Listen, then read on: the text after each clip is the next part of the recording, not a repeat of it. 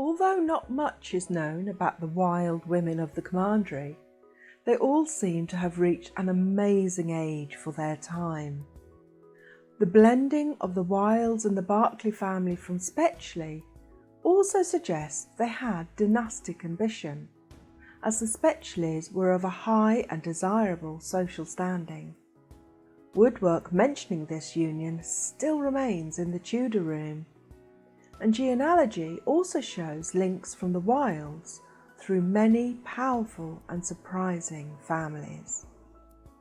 The poem which follows, with a dash of artistic license, presents Margaret Esther Wyld, born circa 1540. She was the daughter of Thomas and Alice Wyld, the first Wyld owners of the Commandery, and sister of Robert Wyld I, but little seems to be known about her life. The name Margaret means pearl. The hidden pearl.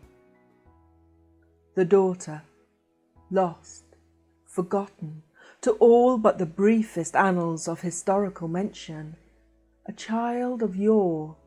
Her memory is forever frozen in time and folklore.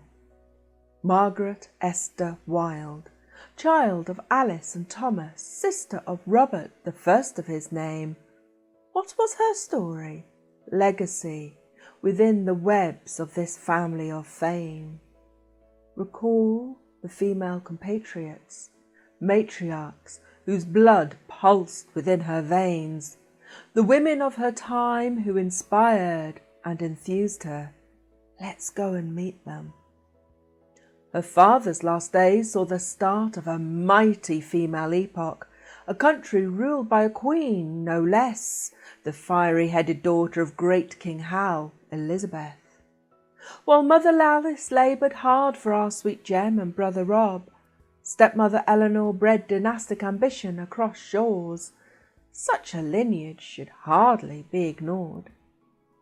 Would she too found dynasties bonding regal lines, as did step-brother George, who held the branches of Mary Carey as she escaped clutches of an amorous king for a farmyard living, and wove threads of history upon a loom of time, wefts of sweet Jane Seymour added to the perfume of familial aim. Whilst he claimed this fame, it was thanks to his wife's dowry of blood and name. Sisters and mothers together, wives and lovers and children, their strength howls in the chasms between time's parchment sheaves, provides the bonds and stitches to the annals of this family. The men may be the lasting effigies carved within cloistered grounds, but their women were the knives that freed their bounds, and deserve remembrance just the same. And while the feminine is a mystery, shouting their legacy is an injustice. The blood of our pearl held the seats of power, both royalist and cavalier, a balance among the polarity. So why does this pearl lie hidden, trapped within the oyster shell of time? Does her blood not speak in your veins and mine? Whilst her deeds remain forgot, her name need not. The women of the Wylds lived through reformation and change, felt it and fed it. Nothing was without their feminine range. They held the potency of influence within their breast.